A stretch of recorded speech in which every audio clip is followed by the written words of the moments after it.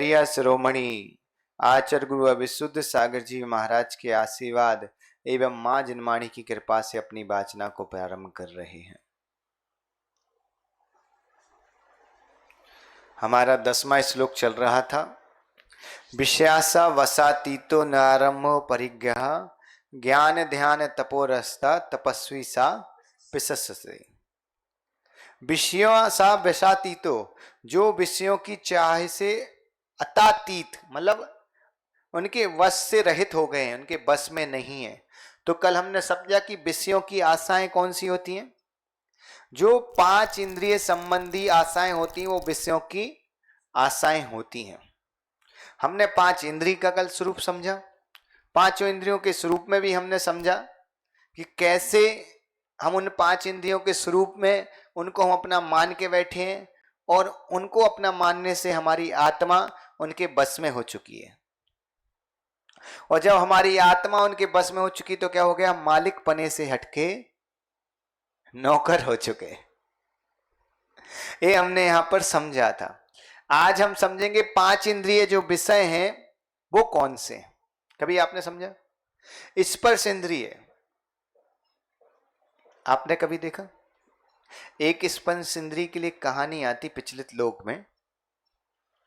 एक जंगल रहता है और उस जंगल में क्या होता है, उस जंगल में एक हाथी बहुत घूमते हैं। तो जो शिकारी होते हैं वो जंगल में पता क्या करते हैं, एक हथनी का स्टैचू मतलब एक आकृति बनाते हैं और एक बहुत बड़ा गड्ढा खोदते हैं और उस पे ऐसे पटिए बिछा देते हैं और उस पे घास रख देते हैं, ऐसा लगे जैसे घास उगी हो, उसके उधर हथनी खड़ी हुई है।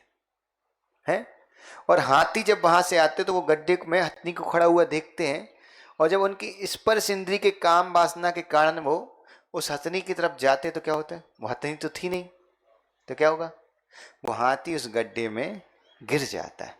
और जैसे ही हाथी उस गड्ढे में गिरता है और शिकारी उस हाथी को पकड़ के उसके दांत आदि काट के ले जाते हैं। हाथी कई बार वहीं तड़पता रहता है, कोई गड्ढे से निकाल देता कोई शिकारी, कोई नहीं निकालता, नहीं निकल पाया तो वहीं तड़प तड़प के वो हाथी मर जाता है ना। तो वो क्या हुआ, वो हाथी था, उसके पास समझ नहीं थी। लेकिन हम हाथी हैं क्या? हमारे पास समझ है। लेकिन ऐसा हादसा हम नहीं हो रहा कि हम भी इन पापों के गड्ढे में गिर चुके हैं। केवल किस चीज को देख के? दूसरे के शरीर को देख के, दूसरे की स्पर्श इंद्री को देख के, दूसरे के शरीर से आसक्त हो कि हम भी तो पापों के गड्ढे में गिरे। वो हथनी को देख के गिरे, हम दूसरे के शरीर को देख के गिरते। क्या हो रहा है?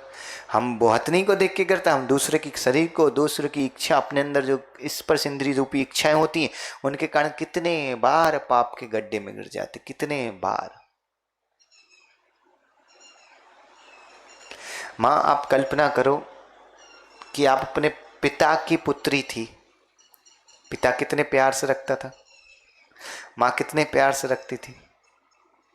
केवल ये इन इंद्रियों के बस में नहीं होने के कारण, इन इंद्रियों के बस में रहे, इन इंद्रियों को हम बस में नहीं कर पाए तो क्या हुआ कि हमें किसी के दूसरे के यहाँ स्वाधीनता स्वीकार करना पड़ी है। एक पिता के सानिध्य में रहना और एक सास ससुर के सानिध्य में रहना, दोनों में अंतर तो बहुत है। एक भाई के साथ रहना और एक पति के साथ रहने में बहुत अंतर है। वहां अपना था, यहां अपनापना बनाना पड़ता है। केवल किस लिए? क्योंकि हम अपने इंद्रियों के बस में नहीं है और एक वीतरागी मुनि इन सारी चीज़ों के बस में रहता है, इसलिए वो विषयों से अतीत होता है, विषयों से परे होता है। उसको कोई स्पर्श इंद्रिय नहीं, किसी का शरीर सुंदर नहीं लगता, किसी का शरीर सुंदर नहीं लगता, किसी के शरीर को देख के वह मोहित नहीं होता। सब जीवों को एक समान दृष्टि से देखता है, चाहे स्त्री हो चाहे पुरुष हो, वो सब में जीव देखता है, वो वीतरागी मुनि होता है। और एक हमारी दृष्टि है, हम स्त्री को स्त्री देखते हैं, पुरुष को पुरुष देखते हैं। आप देखो, गुरु के पास चाहे अमीर आ जाए हैं, गुरु के पास चाहे अमीर आ जाए, चाहे गरीब आ जाए, चाहे काला आ जाए, चाहे गोरा आ जाए, चाहे वृद्ध आ जाए, चाहे बाल आ जाए, चाहे युवा आ जाए, चाहे पोड़ आ जाए, चाहे स्त्री आ जाए, चाहे पुरुष हो जाए, वो सबको समान आशीर्वाद देते, कोई भेदभाव नहीं करते। हमें इन गुरुओं के पास आके कम से कम इतना तो सीख जाएं कि हम आपस में एक जैनी दूसरे जैनी से भेदभाव करना कम कर लें, तो तुम्हारा गुरु के पास आना सार्थक हो जाएगा, है कि नहीं? कितना अच्छा है। आप देखो स्पर्श इंद्री, दूसरी कौन सी? रसना इंद्री। रसना इंद्री स्वाद की लोलुपता के चक्कर में कितना होता है। कई बार आप देखो, मान लो तेजस, आप किसी ऐसे व्यक्ति को जानते, मान लो आप जानते हो कि जयदीप की मिसेज है, वो अच्छा खाना बना लेती, और मान लो वो ढोकला अच्छा बना लेती हैं, और गलती से तुम्हारे मुख से कभी घर पे तुम्हारे तो भव्य की मम्मी के माँ के सामने निकल जाए कि जयदीप की मिसेज देखो कितने अच्छे ढोकले बनाती, फिर क्या होता है? अब भव्य की माँ ढोकले बनाएगी कि तुम्हारा ढोकला बनेगा? ऐसा होता नहीं? कई बार ऐसा होता किसी के घर में हम जाते हैं, कोई डिश व्यक्ति अच्छा बना लेता है, लेकिन कभी हिम्मत हुई कि हम बोल पाए सुदीप हैं? राकेश से पूछ लो, उनकी तो बैठी भी तो क्या होता है? इस रसना इंद्री के लोलुपता में आप सच भी नहीं बोल पाते हो, हैं? और दूसरा, चलो जी दूसरी बात, अगर मान लो राकेश भाई हैं, तनिष्क की मां ने कोई चीज बनाई, सही से बताना, अब वो अच्छी बन गई, लेकिन वो क्या था कि वो उसमें घी वगैरह बहुत ज्यादा था, खूब टेस्टी बनी। अब तुम्हें पता था कि अगर हमने बोल दिया टेस्टी है, तो वो रोज बनाना शुरू कर दी, रोज इतना घी कौन खाएगा?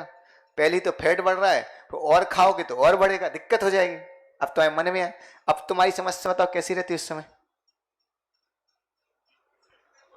सच भी नहीं बोल पा रहे, 5 झूठ नहीं बोल पा रहे, सच भी नहीं बोल है? अब मान लो सुदीप, जैनी की माँ ने कोई चीज बनाई, अब उसमें नमक थोड़ा ज्यादा हो गया, अब वो पूछ रही कैसी बनी, तुम्हारे मुंह से क्या निकलता है? अच्छा, गलती से बोल के तो दिखाओ कि नमक ज्यादा है कि थोड़ी गड़बड़, नहीं पता चल जाता है? तुम लोग तो भी नए, मतलब 10-10-20 साल है, विश्वास है तो हसमुख काका जी से पूछ लो, उनको तो करीबन 40-50 साल हो गए, उनकी भी यही दशा है, मैं भी नहीं बोल पा रहे आज तक। तो क्या है कि स्पर्श इंद्री, रसना इंद्री हुआ कि नहीं? रसना इंद्री के लोलुपता में क्या होता है? यही सब हो रहा कि नहीं? आप देखो हैं, रसना इंद्री की इतनी लोलुपता होती है कि न हम सच बोल पाते न झूठ बोल पाते, और यहां तक हम मालिक होने के बाद भी नौकर की तरह जीते। कितना होता है? यहां तक कि होता सुख जी, आपके घर में कोई फंक्शन है, गलती से आपने समोसा बना लिया, बनवाए, और गलती से रसोइया की गलती, आपकी भी गलती नहीं, चलो रसोइया की गलती से आपने चटनी नहीं बन पाई। अब जितने लोग हम जाते हैं, कितने लोलुपी होते रसना इंद्री के, कि पूरे अशोक जी के पूरे समोसे पेल पेल के खा के आएंगे। बच्चा समझे? अशोक जी के घर पे, मान लो किसी के घर, अशोक जी को कहा किसी के घर पे भी फंक्शन है, समझ लो प्रणुष सागर जी के घर पे फंक्शन है, अब ठीक है, प्रणुष सागर जी के घर पे फंक्शन है और हमने तुम सबको भोजन के लिए बनाया, और रसोइया की गलती से, हमारी गलती से चटनी नहीं बन पाई, वो समोसे बने केले के, आलू के नहीं, और तुम सब क्या होता, अच्छे पेल पेल के समोसे खा के आते हो हैं, और उसके बाद बाहर आके क्या बोलते, अरे यार प्रणुष सागर जी के गए तो वहां चटनी नहीं थी। तो भैया चटनी थी तो किसने बोला समोसा खाने के लिए? मत खाते, इतनी सारी चीजें थी, किसने कहा समोसा ही खाओ? वहां खाना तो पूरा ही है, उसके बाद भी बुराई करनी है, तो क्यों करनी? क्योंकि हमारी रसना इंद्री लोलुपता के कारण, रसना इंद्री लोलुपता थी, अरे चटनी नहीं आई मतलब तो मजा नहीं आया। अरे भाई सामने वाले का कौन सा तुमने कुछ दिया? सामने वाले ने तुम्हें खिलाया ही है, तुमसे लिया क्या? उल्टा तुम्हें दिया, उसके बाद भी हमारे मुख से बुराई निकल रही, तो क्या हो रहा है? अब जैसे अशोक जी के विष्णु खाना बनाता, अरे कोई चीज कभी ऊपर नीचे हो भी जाए तो टेंशन नहीं भाई, दे ही तो रहा है, लेके आ रहा है तुमसे, है कमेटी तुम्हें खिला ही रही ना, तुमसे ले तो नहीं रही, तुमसे ऐसा तो नहीं कि 200 रुपया थाली रख दी, नहीं 200 रुपये तो हम तक खाना देंगे हैं। और सबसे अच्छी बात, तुम्हें रात सबसे बड़ी चीज खिला रही वो तो ठीक है, तुम कार्यक्रम में आते, तुम्हें सबसे बड़ा सौभाग्य मानना चाहिए कि तुम्हें रात्रि भोजन के पाप से बचा रही। इससे जाना और क्या चाहिए। इतना बचाने के बाद भी अगर तुम रसना हिंदी के लोलुपता मन की बुराई करो तो क्या होगा। अरे एक दिन अगर नहीं भी कम थोड़ा बहुत ऊपर नीचे खा भी लोगे तो क्या होगा, मर जाओगे क्या है? और वहां वो सबसे बड़ी चीज, आश्चर्य की बात भी बताता हूं सुदीप, सबसे बड़ा आश्चर्य, दुनिया का सबसे बड़ा आश्चर्य कि किसी की शादी में जाने के बाद, किसी धार्मिक अनुष्ठान में भोजन करने के बाद व्यक्ति बोलता है कि भाई यहां चटनी कम थी, पापड़ नहीं था, अचार नहीं था, कि दाल ऊपर नीचे थी। यहां बोलने वाला व्यक्ति इतना खाने का लोलोपी, और जब उसकी धर्म पत्नी कोई दिन नमक ज्यादा कर दे तो मुंह से हिम्मत भी नहीं होती बोल दे कि नमक ज्यादा है, उधर डरता और समाज के लोगों को दोष बताता। बताओ ऐसी तो दुर्दशा और क्या होगा तुम्हारा। तो क्या है, रसना हिंदी। तीसरी कौन सी है, घ्राण हिंदी। ठीक है, घ्राण हिंदी एक काले कलर का उड़ने वाला होता है, मक्खी जैसा, भौरा बोलते हैं जिसको, बहुत तेज आवाज करता है, बहुत तेज। सुना राकेश, वो भौरा ऐसा होता है, वो भौरा ऐसा होता है कि अगर वो भौरा जो टेबल रखी ना, इस पे छेद करना शुरू करे ना, तो कई बार तुम यहां से केवल झंडे तक नहीं जा पाओगे, इतनी देर में वो छेद कर देगा इसके अंदर, लकड़ी के अंदर। जो कितनी ताकत होती है इसकी चोंच में, एक पतली सी चोंच होती ना। वो भौरा घ्राण हिंदी के चक्कर में कमल में जाता है सूंघने के लिए है, और वो भौरा कमल में बैठता है और सूर्यास्त हो जाता है और कमल बंद हो जाता है। वो इतना आसक्त रहता है कि उस कमल में सुबह तक, जब वो सांस तो ले नहीं पाता है तो उसके प्राण चले जाते, लेकिन राग के, घ्राण हिंदी के राग में इतना आनंदित लेता है, इतना आनंद लेता है, उसको ऐसा लगता है कि संसार का सबसे बड़ा सुख यही है। उसके प्राण चले जाते लेकिन वो उन चीजों को छोड़ नहीं पाता है, उस कमल से बाहर नहीं निकल। जो लकड़ी में छेद करने वाला घ्राण हिंदी के चक्कर में उस कमल में छेद नहीं करता कि घ्राण खुशबू नहीं आई तो क्या होगा। तो तुम सबको नहीं लग रहा तुम सब भी वैसे ही भौरे हो। तुम सबको मालूम है कि घर गृहस्थी में रह के तुम्हारे पिति दिन प्राण चूसे जा रहा है, प्राण चूसे जा रहा है, फिर भी वहीं जाके वहीं रोज वहीं बैलों घाई घुस जाते सांदी खान। अरे बैल तो क्या रस्सी से बंधा है, इसलिए गौशाला चला जाता। तुम लोग भी रोज सुनने के बाद अपने घरशाला चले जाते, तुम में और बैल में क्या अंतर है। तो क्या है? अब आप यहां देखना, अब वहां देखना, एक अच्छी बात बताऊं,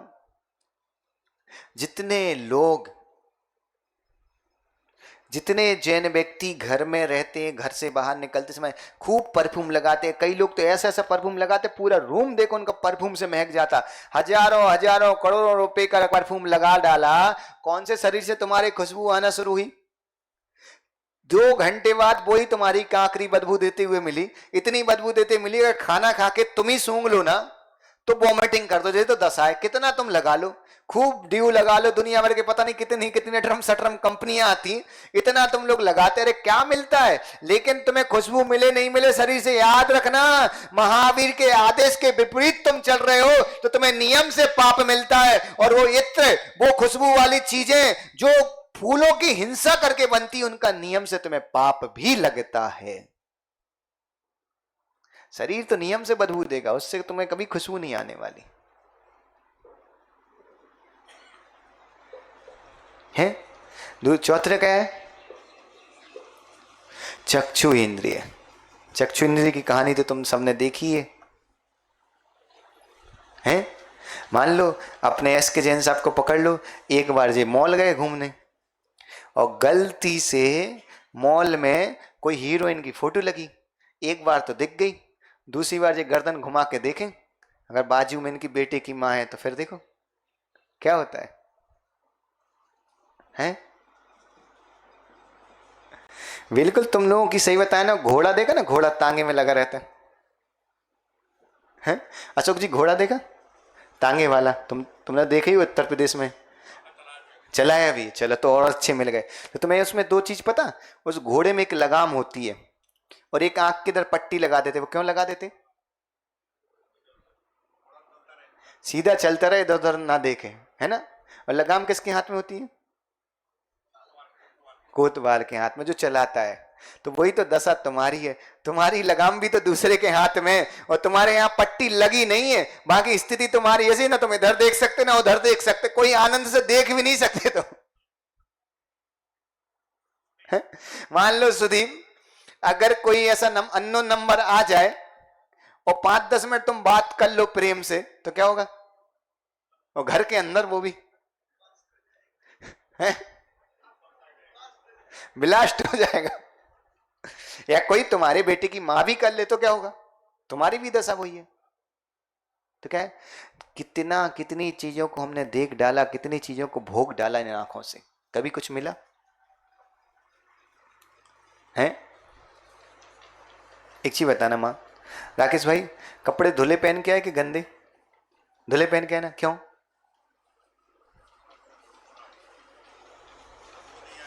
बदबू नहीं आए। अगर शोक जी हकीकत बताना, बदबू की फिक्र होती तो अच्छे अच्छे फंक्शनों में फिर अच्छे अच्छे पहन के क्यों आते? कोई भी धुले पहन के आ जाओ।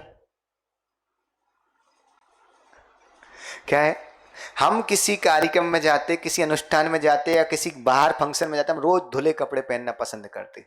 हकीकत बताना, वो इसलिए पहनना पसंद करते बदबू नहीं आए, कि दूसरा सबसे बड़ा रीजन होता है कि जो लोग देखें तो वो कहें भाई कितना अच्छा व्यक्ति, देखो साफ सुथरे पहने। तुम दूसरों को दिखाने के लिए पहनना अच्छा पसंद करते हो कि स्वयं का शरीर सुंदर देखे इसलिए अच्छा पहनना पसंद करते? अब जी बताओ, तुम्हारी पूरा जीवन ही दूसरों पे डिपेंड है।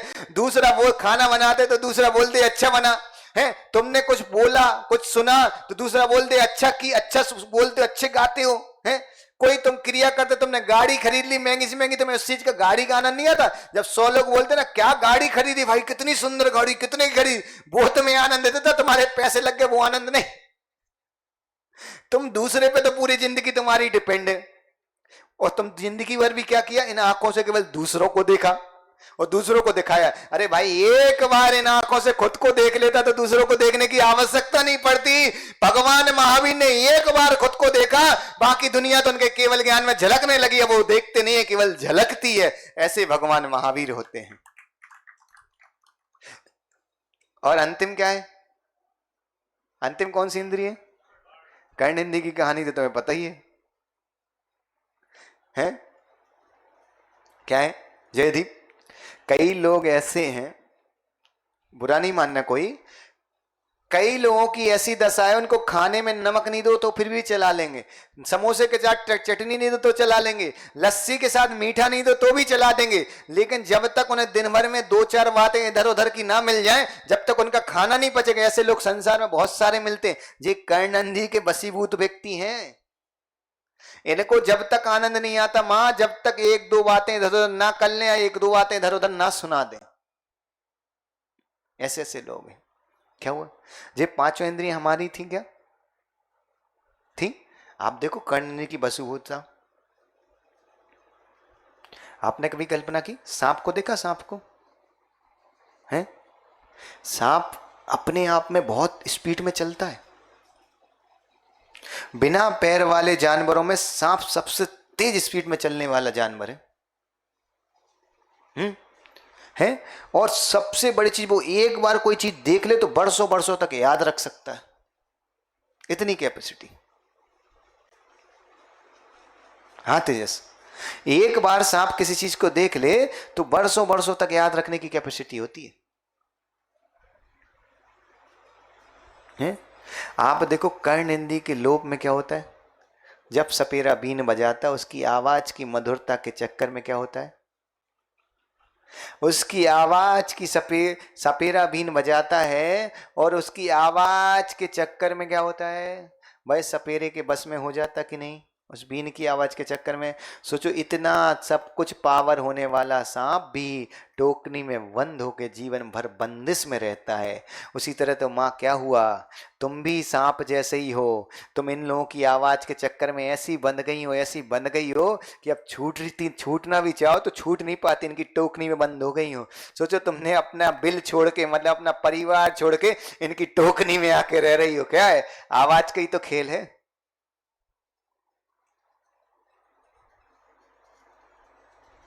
तुम सब क्या सोच रहे? हैं? तुम सबकी भी तो वही दशा है। आचार्यों ने लिखा है, मां बुरा नहीं मानना, ऐसा हम नहीं, आचार्य परमेष्ठी ने कहा है।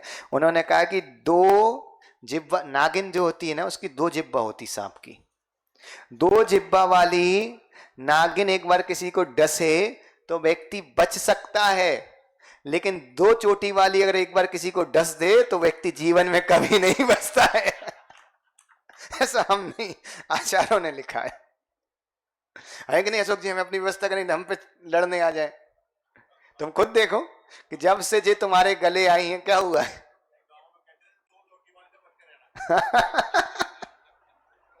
तो ऐसे ही है। तो हमारा गुरु जो होता है वो इन पांच इंद्रियों के बसीभूत नहीं होता, इनसे परे होता है। देखो अब बताएं कैसे, आप एक एक कल की कल्पना करो। हैं? आचार्य संभव सागर जी का शिखर जी में राकेश तुमने विधान कराया था, कराया था? कितने बुजुर्ग हैं? अशोक जी तुम तो गुरु मानते हो, है कि नहीं? बहुत बुजुर्ग हैं, है कि नहीं? उनके पास भी शरीर है। जिस शरीर की सुरक्षा में हम नियम तोड़ने के लिए तैयार हैं, वो शरीर की असुरक्षा के लिए केवल अपनी आत्मा की सुरक्षा हो जाए। क्या? आचार्य संभव सागर जी गुरुदेव बहुत बुजुर्ग हैं, आप सबने देखा है और सबने अपनी आंखों से शिखर जी में दर्शन भी किए। हम सब अपने शरीर की सुरक्षा के लिए नियम तोड़ने के लिए तैयार हैं। नियम तोड़ जाए हमारे शरीर की सुरक्षा के लिए, और वो क्या कर रहे, उनकी आत्मा की सुरक्षा हो जाए, चाहे शरीर टूट जाए तो वो नियम में दृढ़ता रखे, षट रस का त्याग, अन्न का त्याग, और उसके बाद भी देखो केवल उबली हुई कुछ सब्जियां लेते, उनमें भी इतना जीवित कि 3-3 घंटे खड़े होकर सामायिक कर लेते। ऐसा गुरु हमारे बीच में, उनसे ये सीखना है।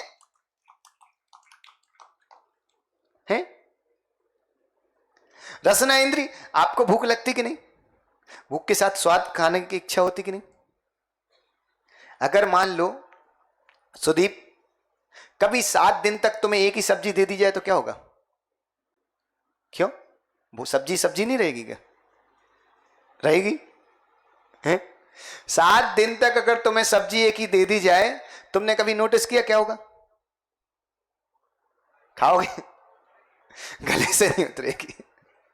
7 दिन तक अगर तुम्हें एक ही सब्जी बना के दे दी जाए, तुम्हारे गले से नहीं उतरती है। और यहां देखो कि रोज तुम्हें नई नई सब्जियां चाहिए, नया नया टेस्ट चाहिए। रसना इंद्री की लोलुपता देखो आप। और वहां हमारा गुरु जीवन भर एक सा ही भोजन करता है और हंस के करता है, उसके गले से भी उतरता है। और कई बार तो हम भोजन ना मिले तो गुस्सा होते, वो तो बुद्धिपूर्वक महीने महीने के लिए भोजन छोड़ देता है। ऐसा गुरु होता है जो वो विषयों की आसक्ता से परे होते हैं, ऐसे बीतरागी गुरु होते हैं।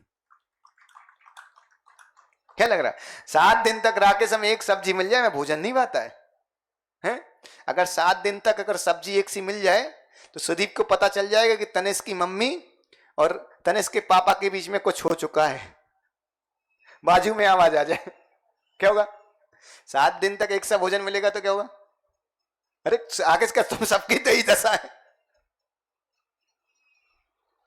सोचो, जीवन भर एक सा भोजन करने वाला गुरु और बुद्धिपूर्वक भोजन छोड़ने वाला गुरु, रसना पे कितना कंट्रोल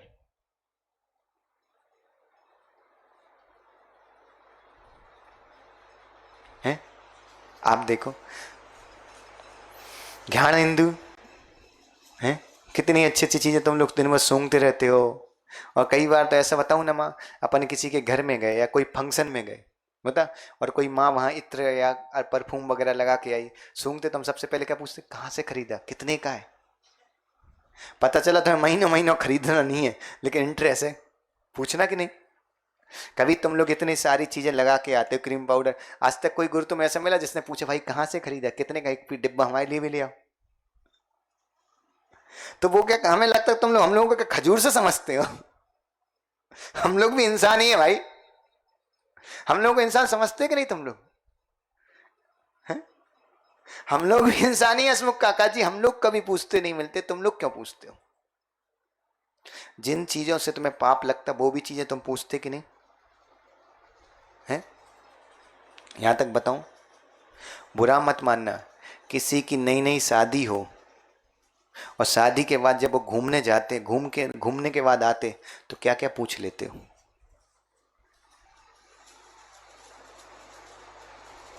उनने कैसा सुख भोगा, तुम्हें क्या करना? लेकिन हम पूछते कि नहीं? बड़े इंटरेस्ट से पूछते, तुम्हें क्या सुख मिल रहा है? लेकिन हमें आनंद आता है कि उनने ऐसा भोगा है।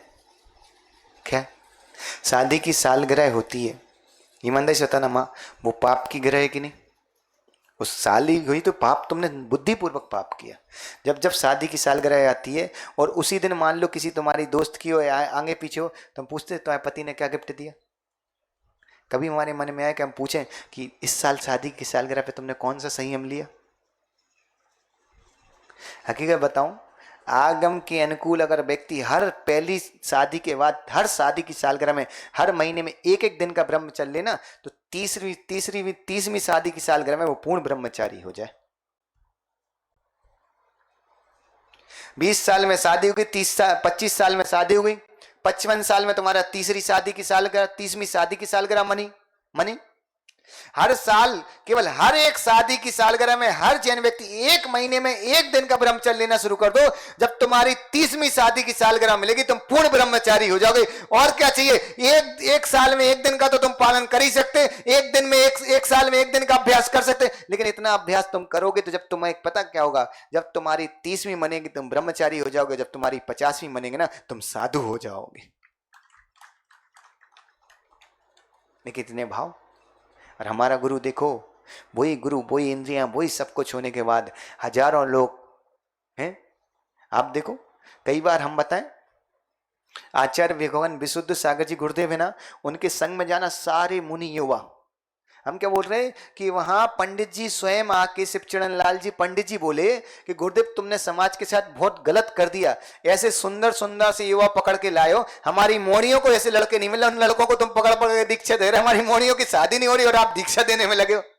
आप देखो सारे गुरु कितने सुंदर, कितनी, अगर वो स्कूल लाइफ में कॉलेज लाइफ में तो कितनी लड़कियां चाहते मिल सकती, लेकिन वो सबको छोड़ के निर्दोष ब्रह्मचर्य में बैठे। इस साधना की अगर हम साल में एक बार भी, एक महीने में, हर महीने एक एक दिन का ब्रह्मचर्य बढ़ाएंगे तो 30 साल में हम पूर्ण ब्रह्मचारी हो सकते हैं। एक दिन में कुछ नहीं जाता, महीने में एक दिन का बढ़ाने में। लेकिन क्या है, रस स्पर्श इंद्री। आगे आप देखो कितना कंट्रोल है। लॉकडाउन याद है आपको? लॉकडाउन लगा था है जयदीप, जब लॉकडाउन लगा था तो तुम बहुत घूम रहे थे ना मार्केट में, क्यों? बंद थे। वो घर कैसा लग रहा था? घर कैसा लग रहा था? जेल जैसा लग रहा था।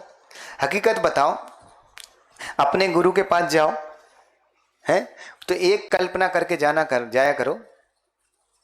देवन भाई, जब गुरु के पास जाओ तो एक अच्छी बात बताओ, राकेश भाई, गुरु के पास जाओ तो एक बात दिमाग में रखना, हेमंत, कई बार अगर 10 दिन का, एक महीने का जब लॉकडाउन लगा, हम लोग एक ही बिल्डिंग में रहे तो वो घर हमें जेल जैसा लगा।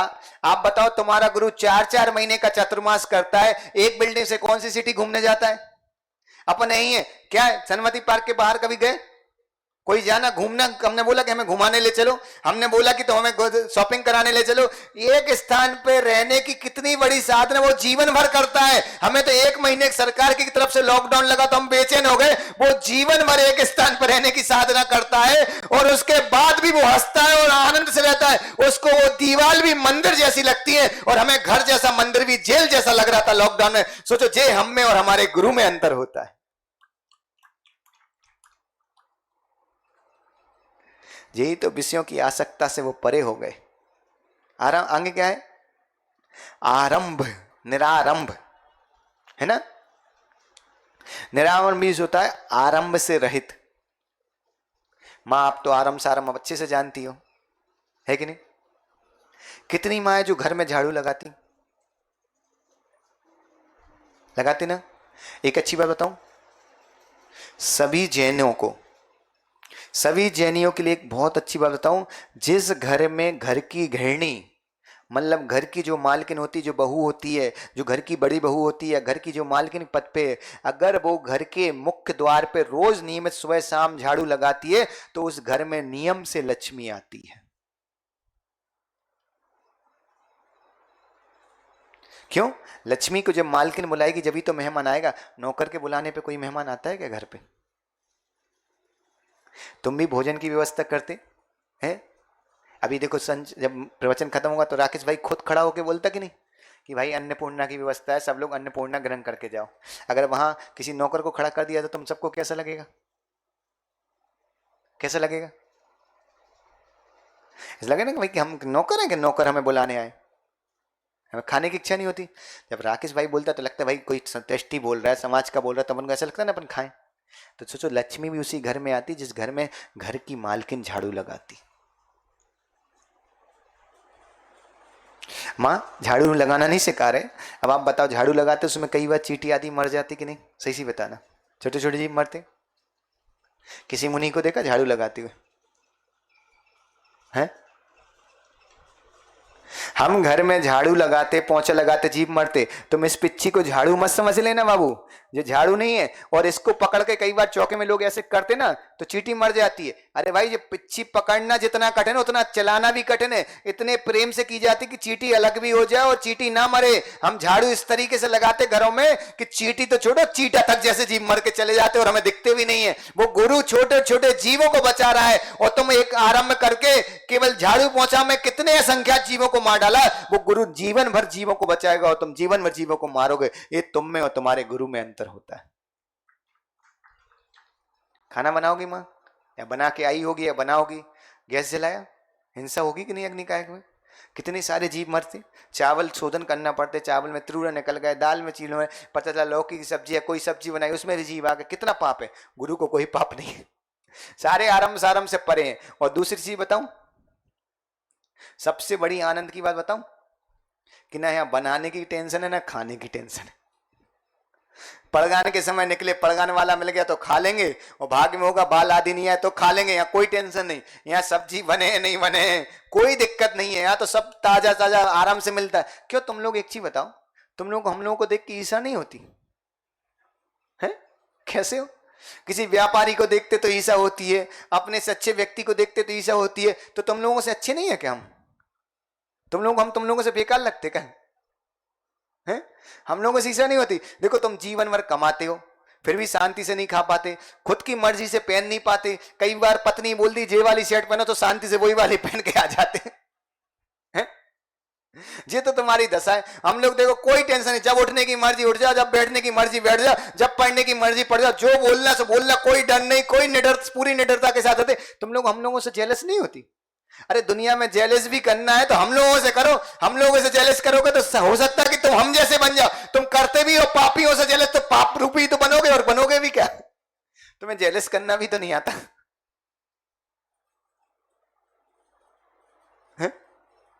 अब पता क्या करना, अब जलो तो गुरुओं से जला करो। देखो कैसे आनंद से रह रहे। हम दो टाइम पूरा दिन भर कमाते और दो शांति से एक हाथ से नहीं खा पाते। और ये देखो परमेश्वर कुछ भी नहीं कमाते और शांति से पहले परिक्रमा लगवाते, फिर पूजा कराते, फिर पांच प्रक्षालन, और फिर आराम से शांति से दो हाथ से खाते। हम दो हाथ से कमाने के बाद एक हाथ से शांति से नहीं खा पा रहे, कुछ नहीं कमाते, और एक हाथ से भी नहीं कमाते, दो हाथ से खा रहे। तो ऐसे गुरुओं से जेलस करो तो तुम्हारी जेलस करना भी सार्थक हो। अब तुम करते भी पापियों से तो पापी तो बढ़ेगा, बढ़ेगा भी क्या? तुम्हें जेलस करना भी नहीं है, तब सोचो तुम्हें जेलस करना भी सिखाना पड़ा। और क्या सिखाएं तुम्हें? अरे जलना है तो गुरुओं से जला करो। तुम जलते भी तो उनसे हो जो तुम्हें कुछ देते नहीं, इनसे जलो तो जो तुम्हें बहुत कुछ देते। जलना मत तेजस, कभी जलने आ जाओ तो हम बोल देंगे आजा बाजू में बैठो जा, हमें कौन सी दिक्कत है इनसे जलना भी बहुत भारी काम है।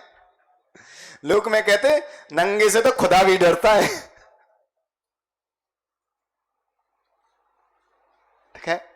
है दिलीप, तुम इतने व्यापारी, कभी ना कभी तो मन में किसी ना किसी को लेकर ईर्ष्या आई होगी। अभी ईर्ष्या लाया करो प्रसन्न सागर को लेके, देखो कितने आनंद से आराम से, कोई टेंशन नहीं हो। एक हम देखो कितनी उनसे ईर्ष्या लाओ तो वे भी बोलेंगे आजा बाबू दे दे रहा तुझे दीक्षा, बैठ जा। है कि नहीं मदन भाई? दुनिया के लोगों से लोग ईर्ष्या करते हैं। सबको समझाओ, आपस में ईर्ष्या करके जैनियों को खो रहे हो। ईर्ष्या करनी तो गुरु से खो, तो गुरु भी तुम्हारी ईर्ष्या का उपाय बता के तुम्हें पिछी कमंडल दे देगा, तो तुम भी गुरु बन जाओगे। और क्या चाहिए? ईर्ष्या करो तो ऐसी करो कि तुम्हारा भला हो। तुम ईर्ष्या ऐसी करते कि तुम्हारा लॉस हो रहा हो, उस ईर्ष्या से क्या फायदा? आरंभ सारंभ से रहित होता है। एक होता ना आरंभ सारंभ, है ना? कोई पाप नहीं, कपड़े धोने की भी टेंशन नहीं हमें, है? अब जो जो हमने देखा जिन घरों में ऑफिस है या कुछ है, जिनके बच्चे रोज स्कूल जाते, और कई आजकल तो स्कूल के रूल्स भी ऐसे हैं कि एक दिन दूसरी ड्रेस, दूसरे दिन तीसरी ड्रेस, मतलब अलग अलग प्रकार की दिन की ड्रेस। तुम्हें कितनी टेंशन, भैया जल्दी आए धुल जाए। और जिनके घर में मान लो धोने वाली बाई आ रही, अगर 2-4 दिन नहीं आए वो, तो फिर ऐसा लगता है ये भगवान ये कौन धोएगा इतने सारे। तो कौन ने कहा था पहनो, हम अच्छे ना पहनने की टेंशन ना धोने की टेंशन। और फिर और टेंशन बताऊं तुम्हें कपड़े के साथ। हेमंत अभी दिल्ली गए थे कि नहीं अशोक जी के साथ, है ना? गुरुदेव का भी आशीर्वाद लेके आए हो, है कि नहीं? अशोक जी बोले चक्रेश भैया से, बोले गुरुदेव का चक्कर जो है ना चक्रवर्ती जैसा है, वहां भी व्यवस्था हमारी है और यहाँ भी व्यवस्था हमारी है। तो आप देखो अपन गए, अशोक जी तुम भी गए थे, तो वहां गए थे 2 दिन के लिए, कपड़े रखे कि नहीं? बैग ले जाना पड़ा, ट्रेन में बैग था, बैग अगर कोई उठा लेता तो कैसा लगता? और एक तुम्हारे गुरु हैं, अभी मन हो जाए कि हमें अलकापुरी दर्शन करने जाना, कौन रोक रहा? कौन सा बैग जमाना, उठो और चल दो, कौन रोकने वाला? ना कोई से पूछना कि चोरी हो जाए, ना चोरी की टेंशन, ना किसी चीज की टेंशन। और चोरी करेगा भी क्या, पिच्ची का मंडल, वो चोरी करने आएगा तो कहें अच्छा बाबू तू भी बैठ जाए हमारे साथ। अब बताओ कितनी सारी टेंशन है, तुम्हें कितना सारा पाप लगता कि नहीं? इन आरंभ सारंभ से कितना सारा पाप लग रहा।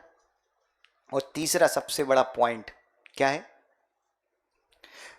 परिग्रह, निरारंभो परिग्रह, परिग्रह से रहित होते हैं। परिग्रह मीन समझते? हाँ बोल बोलो। जो चीजें तुम इकट्ठी करके रखे, तुम यही बोलना चाह रहे हैं ना, वो परिग्रह। परिग्रह मीन्स की परिभाषा लिखना, लिखो परिग्रह। परि मीन्स होता है चारों ओर, और ग्रह मीन्स घेर के। तुम बोलते ना ग्रह लग गया, सुना ना? तो ग्रह क्या लग गया, घेर लिया उसने तुम्हें। तो ग्रह मीन्स होता है घेर के, जो तुम्हारी आत्मा को चारों ओर से घेर ले वो है परिग्रह। क्या है? जो तुम्हारी आत्मा को चारों ओर से घेर ले वो क्या है? वो परिग्रह है। अब पता तुम लोगों को परिग्रह कितने प्रकार का होता है? नहीं पता? कितने प्रकार का परिग्रह होता है? परिग्रह 24 प्रकार का होता है। पता था सुदीप तुम्हें? 24 प्रकार का परिग्रह है तुम्हारे पास। अब फिर भी तुम बोलते कि पैसे नहीं है, तब क्या चाहिए? 24 एक पूजा, आप लोगों ने 10 लक्षण वगैरह पूरा पूजा सुनी होगी। परिग्रह 24 भेद त्याग करें मुनिराज जी। परिग्रह 24 भेद त्याग करें मुनिराज जी और ग्रहण करें सावकराज जी। परिग्रह के 24 भेद है, उनका त्याग कौन करता है? जो हमारा गुरु होता है वो ऐसे 24 प्रकार के परिग्रह से रहित होता है। अब तुम्हें गाथा सुनने के बाद एक चीज मन में नहीं आए, अपन कल 24 परिग्रह पे व्याख्यान करेंगे, पहले बताएं तुम्हें गाथा सुनने के बाद एक नहीं आया कि सारी चीज निषेध ही निषेध बता रहे, ये सब चीजें त्याग की, तो उन्हें मिला क्या है? तो आगे वाली लाइन में कल बताएंगे गुरुदेव हमें मिला क्या है। इतनी सारी चीजें छोड़ी, तुम्हें मिला क्या है? तुम 6 घंटे के लिए घर छोड़ के ऑफिस जाते तो तुम्हें पैसा मिलता है, हम सोचो हम इतनी सारी चीजें छोड़े तुम्हें कितना सारा मिला होगा, है कि नहीं? तुम्हारा हमें तो एक चीज, तुम्हें जो मिलता है उसकी तुम्हें सुरक्षा करना पड़ती, हमें जो मिला उसकी सुरक्षा स्वयं हमें नहीं करना पड़ती, स्वयं परमात्मा उसकी सुरक्षा करता, हमें वो मिला है। तो 24 प्रकार का परिग्रह होता है अशोक जी, 24 प्रकार का। अब अशोक जी मत कहना कि हम गरीब हैं, बोला करो हम सबसे ना अमीर हैं कि 24 प्रकार के परिग्रह लाद के बैठे हैं कि हमारी आत्मा वजन में, परिग्रह के वजन में इतनी धसती जा रही कि हमारी आंखों से वो दिख ही नहीं रही है। ठीक है ना? इसी मंगल भावना के साथ बोलिए आचार्य गुरु विशुद्ध सागर जी महाराज की।